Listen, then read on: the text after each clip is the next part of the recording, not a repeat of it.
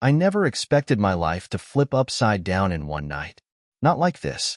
It was just an ordinary Tuesday when I pulled into the driveway of our two-story house, expecting to walk in and have dinner with my wife, Olivia. We had been together for 5 years, married for 3. Life had been good. At least, that was what I thought until I walked through that front door. The house was dark. Not in the usual, peaceful way where Olivia would have some candles lit or soft music playing in the background. No, this was different. The kind of darkness that makes the hairs on your neck stand up because you can sense that something is terribly wrong. There was an odd, heavy smell in the air, one I could not place at first, but it reminded me of fireworks. My stomach churned, and that feeling the one people talk about in moments of panic kicked in hard. "Olivia?" I called out, my voice cracking a little more than I would have liked. Silence. I walked through the foyer, dropping my keys on the table by the door like I had done 1,000 times before, but this time everything felt off. My heart was pounding as I crossed into the living room, my eyes darting around, searching for any sign of her.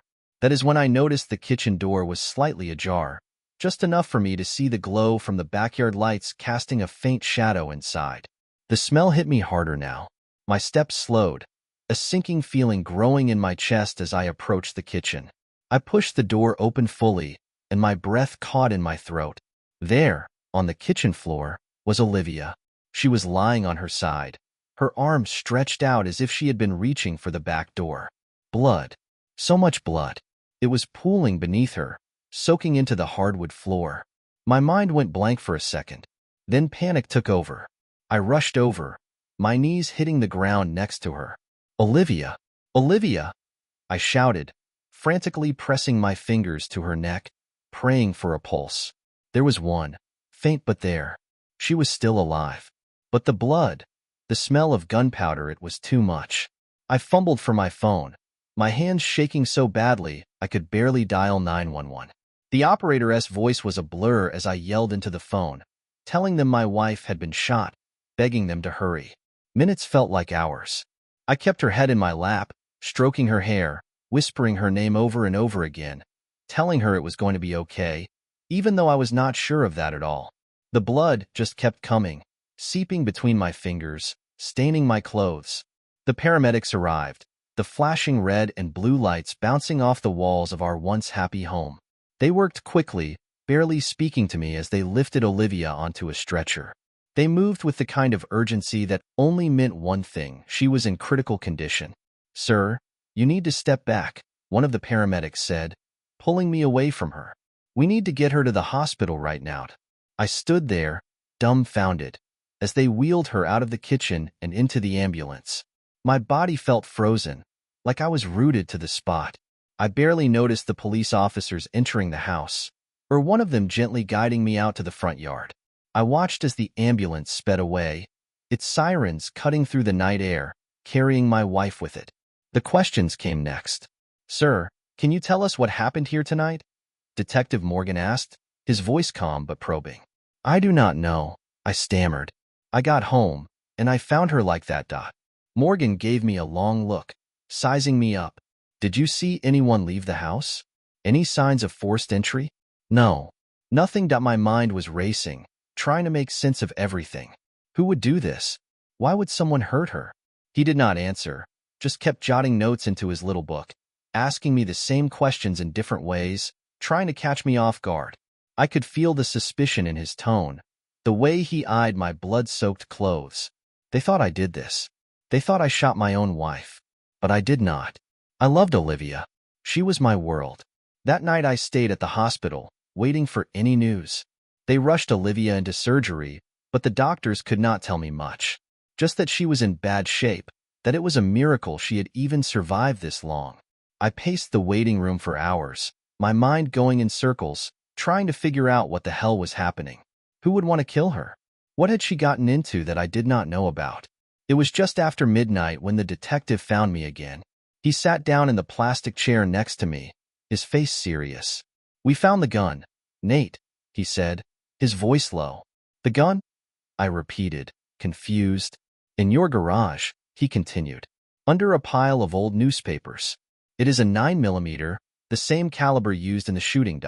My heart sank. But I do not own a gun. That is what you told us, Morgan said, his eyes narrowing. But this gun was found in your garage. You sure you do not want to change your story? I am telling the truth, I snapped, frustration boiling over. I have no idea how that gun got there. Morgan nodded slowly, like he had heard it all before. We will see what the forensics say. In the meantime, you might want to think about getting a lawyer. And with that, he left me sitting there, feeling more lost and alone than I had ever felt in my life. My wife was fighting for her life in an operating room, and now I was being treated like the prime suspect in her shooting. As I sat there, staring at the sterile white walls of the hospital, something inside me snapped.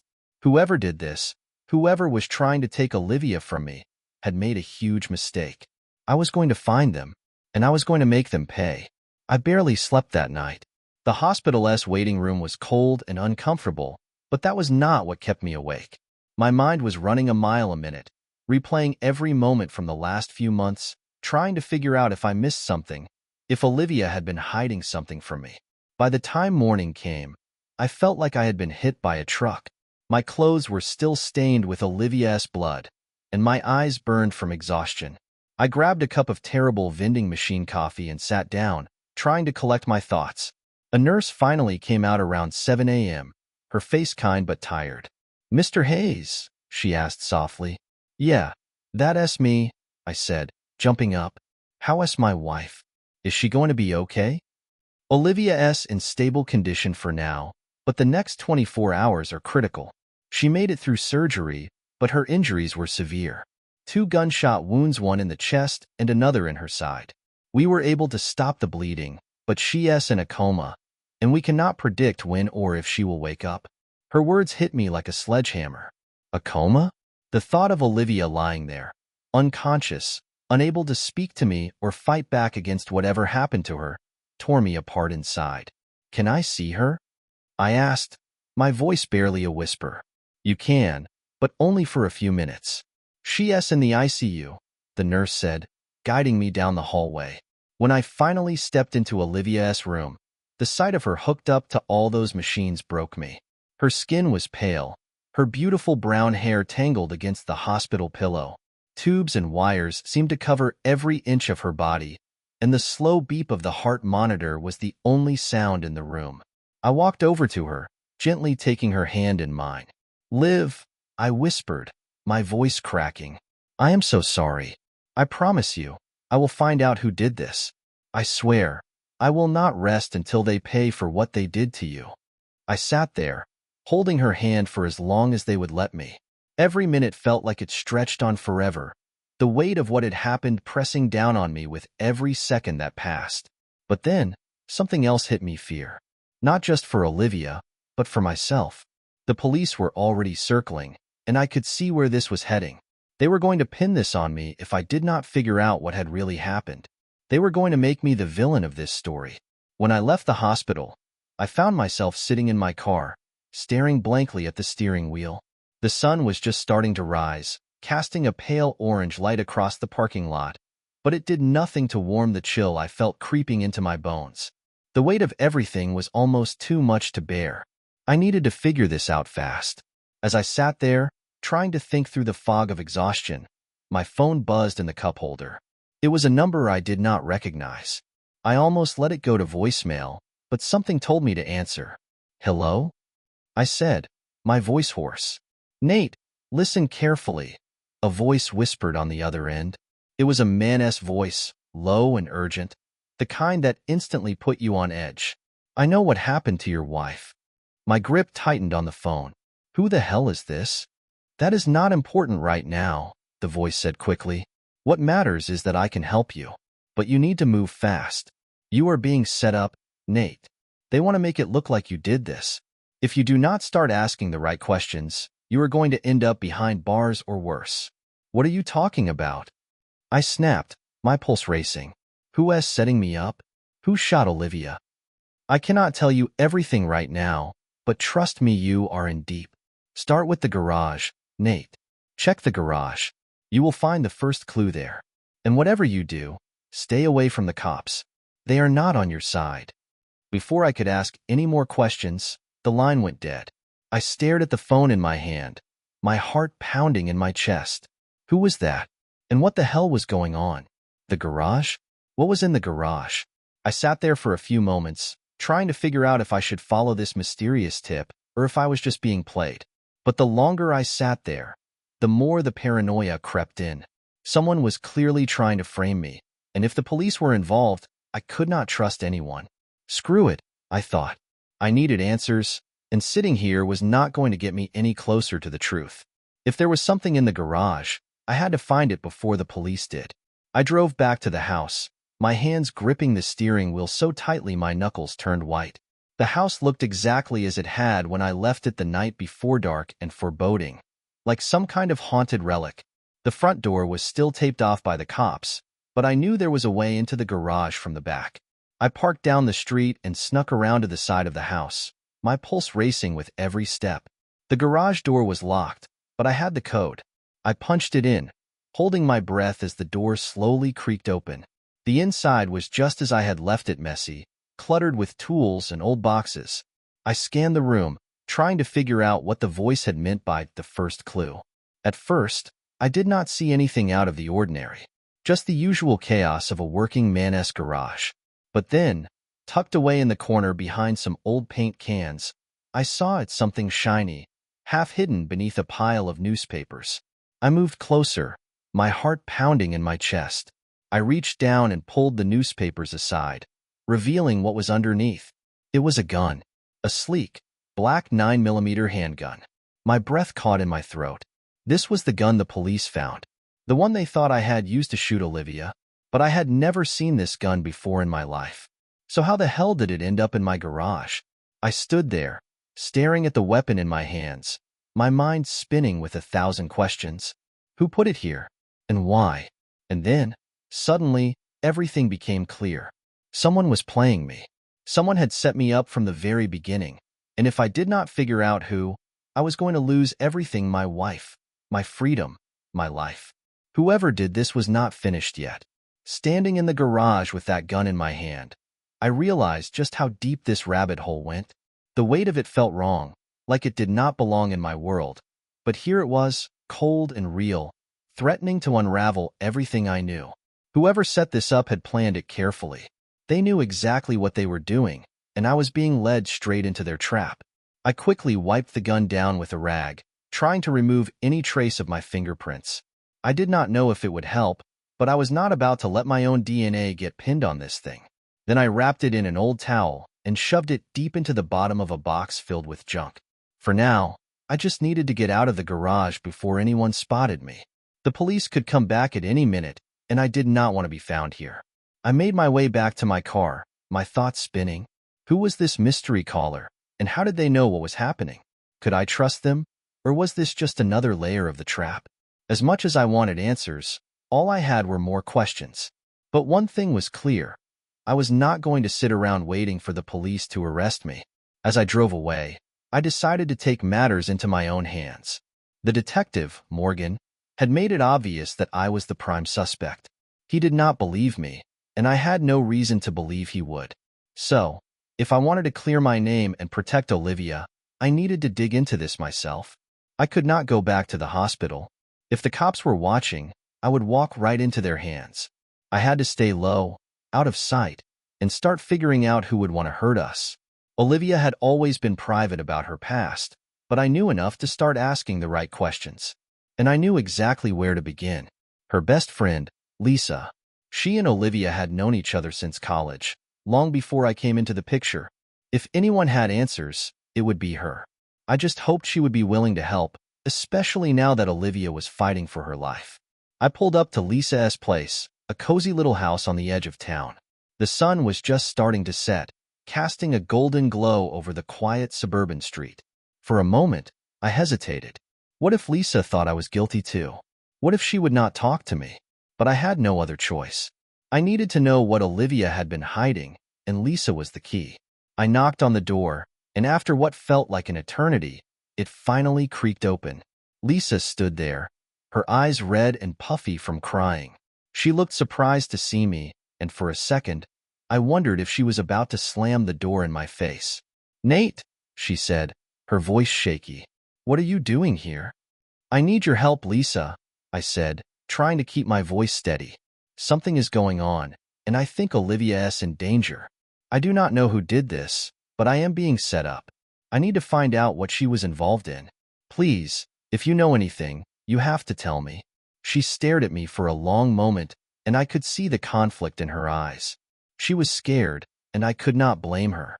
Everything that happened to Olivia was terrifying enough, and now I was showing up on her doorstep, probably looking like a wreck, begging for answers. Nate, she started, her voice low and hesitant. I do not know what you think happened, but Olivia, she has been keeping things from you. Things she did not want you to know. My heart skipped a beat. This was it. I knew it.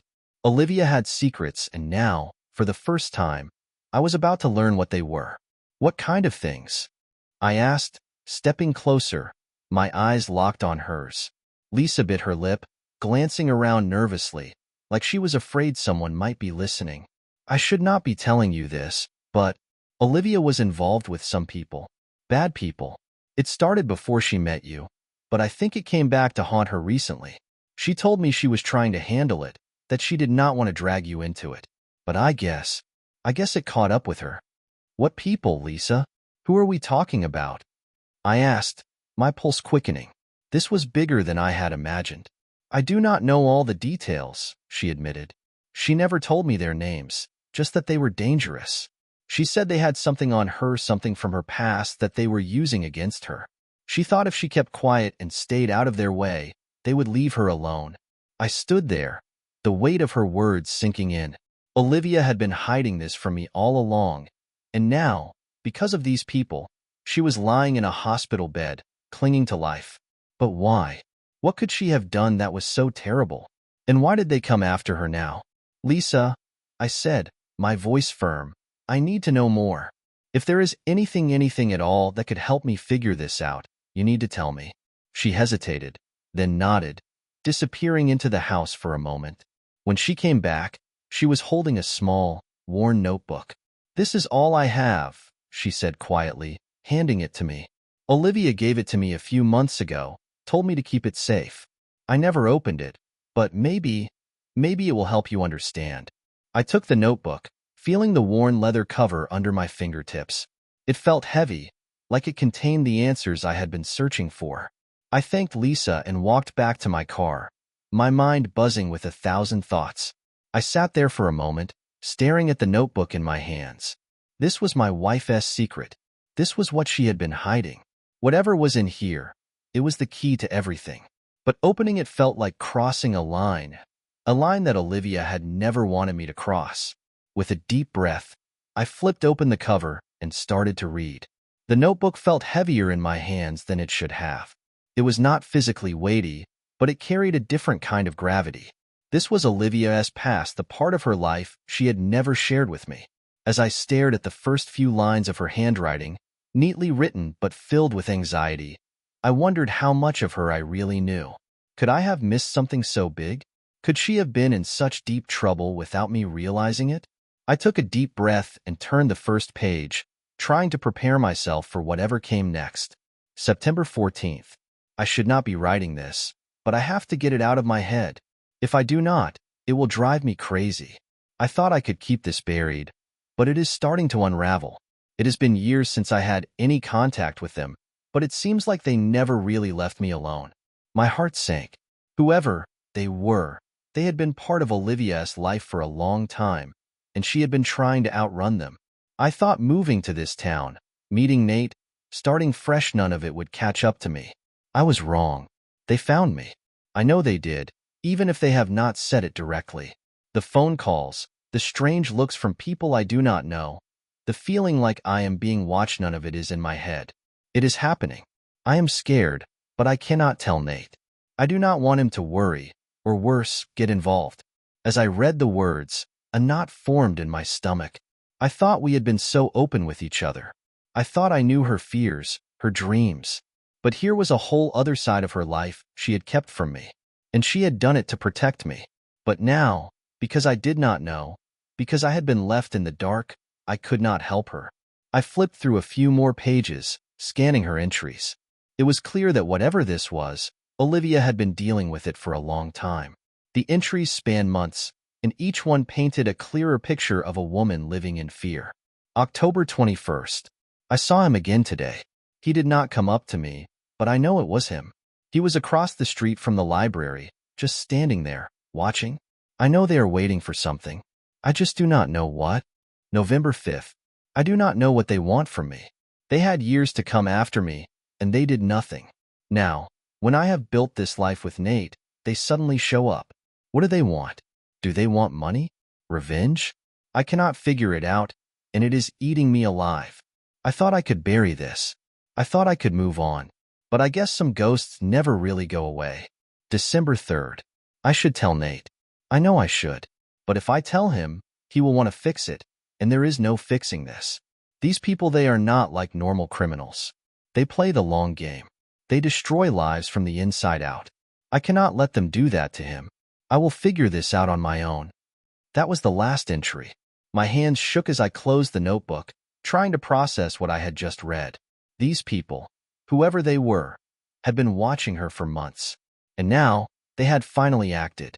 The shooting, the gun in the garage, this was all connected. But why? What had Olivia done to make her a target? What did they want from her? I did not have all the answers, but I knew one thing for certain. Olivia had been scared. Scared enough to hide this from me, to try and handle it on her own. But now, it was my fight too. And I was not going to sit back and let them win. I sat in the car for a while longer, thinking about my next move. The police were not going to help. They already thought I was guilty. But someone had to know more about these people, someone in Olivia's past.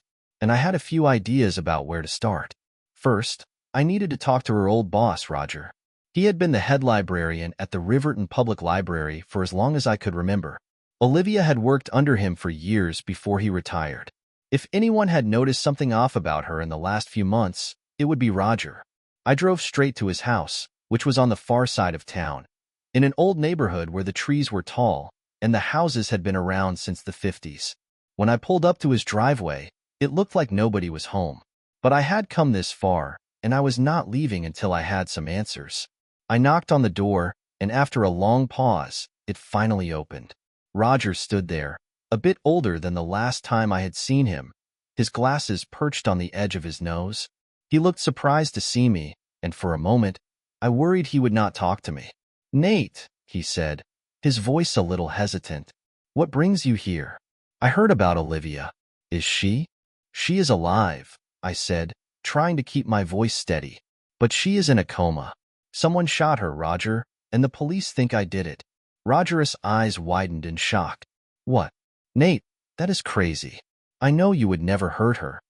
"I would never," I said firmly, "but that is not why I am here. I need your help. Olivia was keeping something from me. She was involved with some people, dangerous people, and I think they are the ones who did this.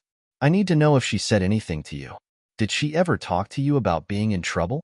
Roger hesitated for a moment, then stepped back, motioning for me to come inside. "Let us sit down. I think there are some things we need to discuss." I followed him into the living room, my heart pounding with anticipation. Roger was the last person I would have expected to know anything about this, but if Olivia had confided in him, even a little, maybe I would finally get some clarity. He sat down in his worn leather armchair, and I took a seat across from him, waiting for him to speak. He rubbed his chin thoughtfully before finally saying, "Olivia was always a private person, Nate. You know that.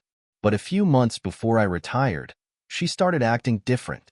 At first, I did not think much of it. People get stressed, especially with all the responsibilities she had at the library. But then, one day, she came into my office, looking pale as a ghost. She did not say much, just that she needed to take a few days off. I asked if everything was okay, and she said it was personal. I leaned forward, hanging on his every word. What happened after that?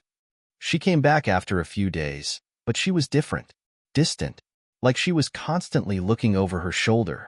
I asked her if she needed help, but she brushed it off, said it was nothing. I never pushed her on it, but I always had a feeling something was wrong. I just did not know what. Did she ever mention anyone? Anyone she was afraid of? I asked, hoping for a lead. "No," Roger said. shaking his head. But there was one thing that stood out. A man came to the library one day, asking for her. I had never seen him before, tall, sharp-looking, well-dressed. I told him she was out for lunch, and he left without saying much. But the way he looked at me, I do not know, Nate. It just gave me a bad feeling. My blood ran cold. This had to be connected. Whoever this man was, he was part of it. Do you remember anything else about him? I asked. Only that he seemed to know her, Roger said, and that Olivia seemed shaken up after she got back from lunch that day. I stood up, my mind racing. Thank you, Roger. I appreciate this. If you think of anything else, please call me. As I left his house, I knew I was getting closer to the truth. Olivia's notebook, the strange man at the library, everything was leading me somewhere, and I had a feeling I was not going to like what I found at the end of this trail. But I had no choice. If I was going to save her and myself, I had to keep digging. The road back from Roger's house felt longer than usual, though it was likely just the weight of everything sinking in. My wife, Olivia, had lived a life I never knew about, and now I was staring straight into the eyes of it. The mysterious man at the library, the gun hidden in our garage, the notebook full of her fears, all started to connect, but I was still missing a critical piece. Something that tied it all together. The sun had set by the time I reached my house, casting long shadows across the street. The front of our home was still taped off, marked by police as a crime scene. I had no intention of walking inside just yet. I parked a few houses down, turned off the engine, and sat there in the quiet of my car, my mind racing. Roger's story of the man had been useful, but it was still not enough. I needed more. I needed to understand what Olivia had been caught up in. But first, I needed some air. My house felt suffocating, and the hospital was no better. I drove to a small park on the edge of town, the same place Olivia and I had gone on lazy summer days when we first started dating. It was one of those quiet, unassuming places that seemed frozen in time. There was something grounding about it. I parked by the curb and stepped out, the cool night air brushing against my skin. The park was empty, just the way I needed it to be. I walked to one of the old benches and sat down, staring up at the stars. For the first time in hours, I felt myself breathe a little easier. But the peace did not last long. My phone buzzed in my pocket, jolting me out of my thoughts. I pulled it out and saw the number blocked. My pulse quickened. Was it the same voice from before? The person who had warned me about the gun in the garage? I answered, my voice steady. Who is this? There was a pause, a faint crackle on the line. Then, the same low, urgent voice from before spoke. Nate, it is time to start digging deeper. I gripped the phone tighter, my body tensing. I found the gun. Now I need answers. Who are you? And what the hell is going on? You are close, the voice said, ignoring my demand for an identity. But if you want to understand everything, you need to go back. Think about Olivia's past. What do you really know about her before she met you? I frowned, my mind racing. She went to college in New Jersey. Moved here after her mom died in a car accident. I know enough. The voice chuckled softly, almost mockingly. You know what she wanted you to know. Olivia was involved with people she could not escape. And they are not done with her or you. They are watching you, Nate. Every move you make. I looked around the park, suddenly feeling exposed. Who are these people? What do they want? They want what she owes them, the voice said darkly. Olivia tried to outrun them, but no one escapes forever. You need to find out what she was hiding. It is not just about her anymore, Nate. They are coming for you too. The line went dead. I lowered the phone, staring at the black screen, my heart pounding. Olivia's past, everything I had learned so far, only scratched the surface. What the hell had she gotten involved in? And how was I supposed to fight back against people I did not even know? I sat there for a few minutes, trying to process the call, my eyes scanning the empty park. I felt like I was being watched, even though there was no one in sight. Paranoia was creeping in, making it hard to think clearly. But one thing was certain. This was bigger than I had imagined. Olivia's past was more than just bad decisions and regret. It was dangerous, and it was coming for me now. I needed more information. I needed someone who had known her back then, before she moved to Riverton. There was only one person who came to mind, her ex-boyfriend, Ryan. She had mentioned him once or twice, always in passing, but never with much detail. He had been part of her life back in New Jersey, and if anyone knew about what she had been mixed up in, it would be him. Finding Ryan was not hard. A quick search on social media brought up his profile, along with the name of the bar where he worked. I felt a surge of adrenaline as I jotted down the address.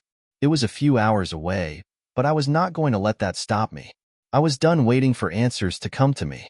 I was going to find them. I got in the car and started driving. The road stretched out in front of me, dark and endless, the headlights cutting through the night. My mind was racing, every nerve in my body on high alert. This was at the moment where things could really start to make sense, or it could all fall apart. As I drove, I thought about Olivia, the way she smiled, the way her eyes lit up when she was excited about something, the way she used to curl up next to me on the couch after a long day, like I was the only thing that made her feel safe. And now I realized, she had been living in fear all this time. She had been trying to protect me, to shield me from the truth. But that was no longer an option. I pulled into the parking lot of the bar just after midnight. It was one of those dingy places you would never go to unless you knew someone who worked there. The neon sign flickered, casting a red glow over the cracked asphalt. I parked the car and took a deep breath, trying to steady my nerves. Inside, the bar was dimly lit and half empty. A few guys were huddled around the pool table, and the bartender was leaning against the counter, looking bored. I spotted Ryan right away. He was behind the bar, wiping down glasses, his tattooed arms moving in a practiced rhythm. He looked older than I expected, but then again, a past like Olivia's probably aged people fast. I walked up to the bar and took a seat, waiting for him to notice me. He glanced up after a minute, his eyes narrowing slightly when he saw me. "What can I get you?" he asked, his tone indifferent. "Information," I said, keeping my voice steady. "About Olivia. His expression froze for a moment, and I knew I had hit a nerve. "What about her?" he asked, his voice guarded now. "I know you dated her. I know she left New Jersey and came here to get away from something or someone. I need to know what it was. Ryan leaned against the counter, his eyes scanning my face. He looked like he was sizing me up, deciding whether or not to trust me. After a long pause, he sighed and set the glass down. "You're Nate, right? Her husband. "Yeah," I said, meeting his gaze. He nodded slowly, his jaw tightening. "I always knew this day would come. "What are you talking about?" I asked, my patience wearing thin. Ryan leaned closer, lowering his voice. "Olivia was in deep with some bad people, man. I do not know all the details, but I know enough to tell you she was in over her head. Drugs, money, debts, whatever it was, they owned her. She tried to get out, but once you are in that world, it is almost impossible to escape. My heart sank. This was worse than I had imagined. "And you just let her go? You never tried to help her?" Ryan shook his head. "I tried, but she was stubborn. She thought she could handle it on her own. When she left, I figured she might be able to outrun it for a while, but I knew it would catch up to her eventually. I clenched my fists, the anger bubbling up inside me. Olivia had been running from this for years, and now it had caught up to both of us. "What do they want from her?" I asked, my voice hard. "Everything," Ryan said simply. "And if they can't get it from her, they'll take it from you. I sat there, staring at Ryan as his words sank in. "They'll take it from you." The idea that Olivia's past was now circling around me like a pack of wolves, ready to pounce, hit me hard. This was not just about her anymore, it was about us. They wanted her, but if they could not get her, I was their next target. A cold shiver ran down my spine. I leaned in closer, lowering my voice, trying to keep my composure. "Ryan, you need to tell me everything you know. I can't afford any more surprises. He rubbed the back of his neck, looking over his shoulder to make sure no one was listening. The bar was mostly empty, but I could tell from his nervous glances that this was not something he wanted to be talking about, even in an empty room. "I already told you the basics, man," he said quietly. "Olivia got involved with some heavy hitters back in New Jersey. I don't know the details, but they not just street-level criminals. These guys are connected. They've got their hands in everything: drugs, gambling, money laundering. You name it, they've got a stake in it. "Who are they?" I asked, frustration bubbling up inside me. "I need names. Ryan shook his head. I don't know their real names, but people used to call them the Cartwright crew. They re a small, tight-knit group, but their reach is far. Olivia used to tell me they were ruthless. Once you re-in with them, you either pay up or they destroy your life. She was involved in something big, something that she thought would be quick money, but it blew up in her face. I clenched my fists, trying to keep my anger in check. So, she was running from them all this time? Yeah, Ryan said, sighing. She tried to leave that life behind. When her mom died, she saw it as an out-and excuse to start fresh. She came out here, met you, and tried to put everything behind her. But these people don't forget. They don't forgive. They let her live quietly for a few years, probably keeping tabs on her the whole time, waiting for the right moment to strike. And now they've come for her, I muttered, my stomach turning. Exactly, Ryan said, his eyes dark. They were biding their time, waiting for her to think she was safe. And now, well, now it looks like they're making their move. I sat there in stunned silence. Olivia had been living in fear this entire time, never telling me about the danger she was in. It made sense now, why she was always cautious, why she sometimes seemed distant. She had been trying to protect me, to shield me from this dark world that had a grip on her. What do they want from her? I asked again, needing to understand why they were coming after her now. Ryan hesitated. I don't know for sure, but from what she told me back then, she owed them. Big time. Money, favors, who knows. Whatever it is, it's enough that they're willing to hurt her to get it back. And if they can't get it from her, they'll come for you. The weight of his words settled over me like a suffocating blanket. They were coming for me next. I was no longer just the concerned husband looking for answers. I was part of this mess now, and I had no idea how to get out. I leaned back in my chair, trying to process everything. So what do I do, Ryan? How do I stop them? Ryan looked at me with a pained expression, like he wished he could tell me what I wanted to hear. But the truth was, there was no easy solution. Nate, these guys, you don't stop them. You either pay them or you disappear. I stared at him, disbelief and anger warring inside me. Disappear? What? You think I should just run away? Ryan shrugged. It's what Olivia tried to do. Look, man, I'm not saying it's the answer you want, but these people don't play by the same rules as the rest of us. You can't just fight them off with a lawyer or call the cops. The only way to deal with them is to either give them what they want or get as far away from them as possible. I shook my head. Running was not an option. I was not going to leave Olivia lying in a hospital bed while I ran for my life. That was not who I was. If these people wanted to come after me, then fine, I would fight back. But I needed to be smart about it. I needed a plan. Thanks, Ryan, I said, standing up from the bar stool. I appreciate the information, but I'm not running. He gave me a long, sad look. I figured you'd say that. Just be careful, man. These people, they don't leave loose ends. I left the bar with my head spinning. The Cartwright crew. Olivia's past was far darker and more dangerous than I ever imagined. But now I had names. I had something to work with. I just had to figure out how to use it. I got back in my car and started driving, not really sure where I was going. My mind was racing, trying to put the pieces together. If Olivia owed these people money or favors, why had they waited so long to come after her? What had changed? And how the hell was I supposed to deal with a criminal organization that operated in the shadows? My phone buzzed again, pulling me out of my thoughts. I glanced at the screen, another blocked number. My pulse quickened as I answered. Nate, the same voice from before said, sounding as calm as ever. Yuri, getting closer. I gripped the steering wheel tightly. Who the hell are you? Why are you calling me? I told you before. I'm trying to help you, the voice replied. You've learned about the Cartwright crew. That is good. But Yuri not done yet. They have eyes on you. Yuri running out of time. Why should I trust you? I snapped. You seem to know a lot, but you haven't told me anything useful. If you know so much, why don't you tell me how to fix this? The voice paused for a moment, then spoke again. You want to fix this? Meet me at the old storage facility on Chester Road, 2 hours from now. I'll tell you everything you need to know. But come alone, and don't tell the cops, or this all goes away. The line went dead before I could respond. I sat there, gripping the phone, my mind spinning. This was it. A chance to finally get some real answers. But was this a trap?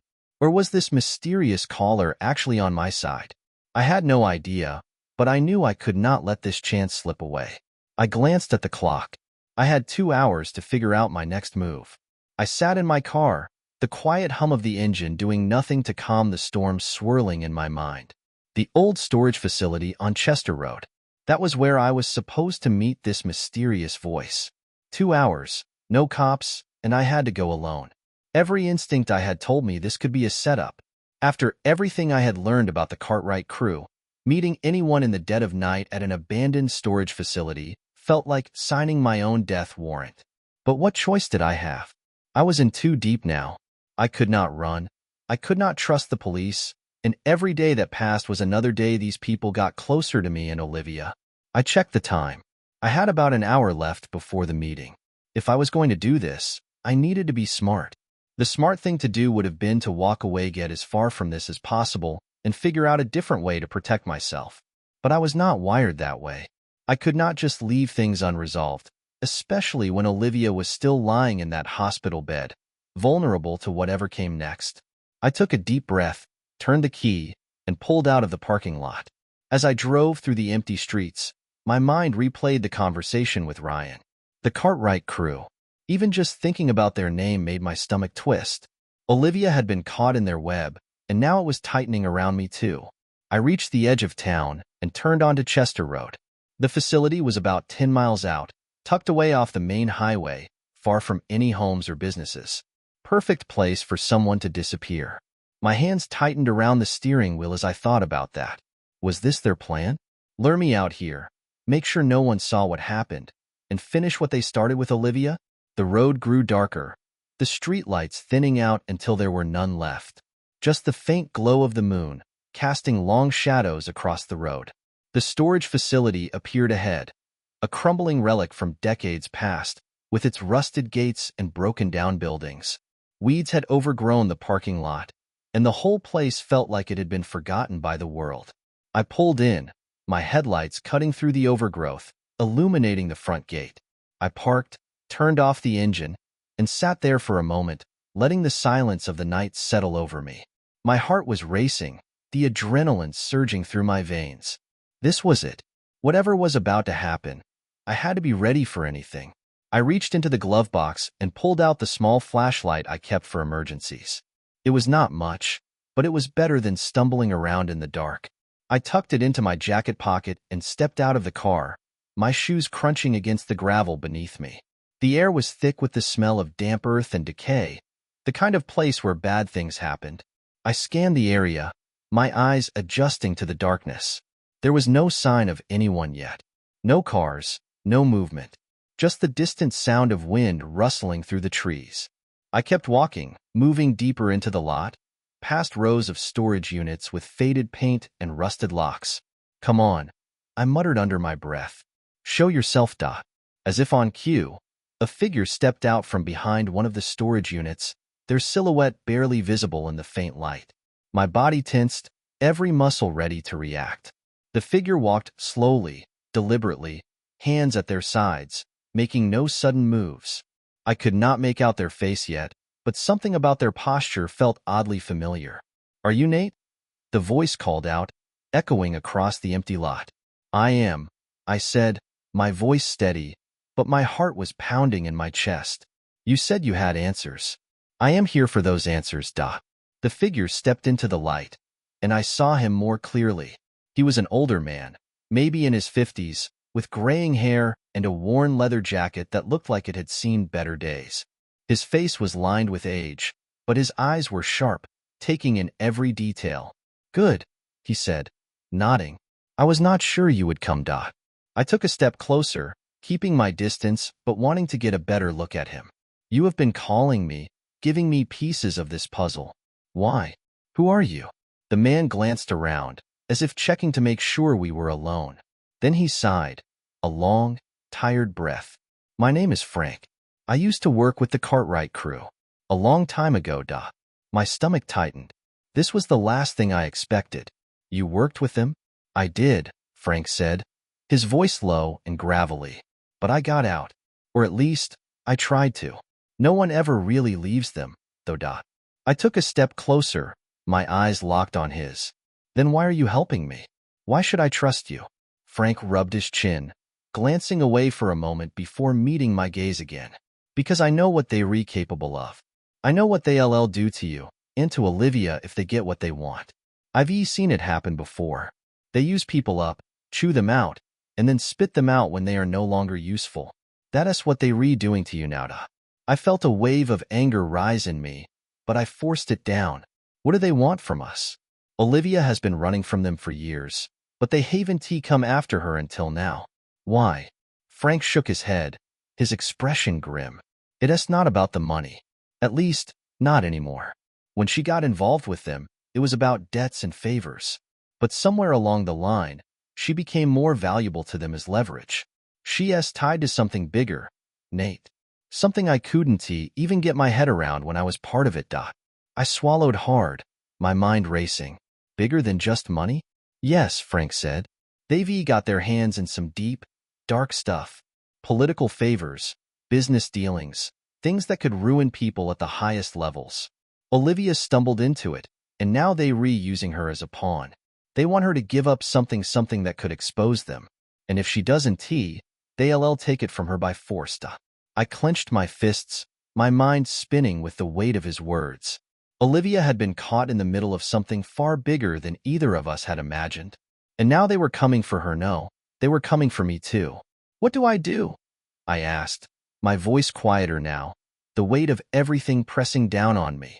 Frank looked at me, his expression serious.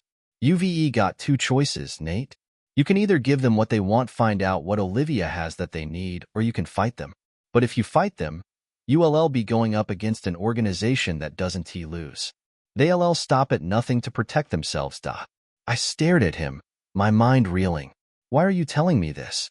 Why help me at all? Frank hesitated, then looked down. Because I tried to fight them once. I lost. And I've been living with that loss for a long time. I'm tired of running. Maybe if I help you, I can finally make things right. I didn't know whether to believe him, but I didn't have much of a choice. How do I find out what Olivia has? Where do I start? Frank reached into his jacket and pulled out a small envelope. This is all I've got. Some names, some places. It'll get you started. But be careful, Nate. You're in way over your head. I took the envelope, my hands shaking slightly.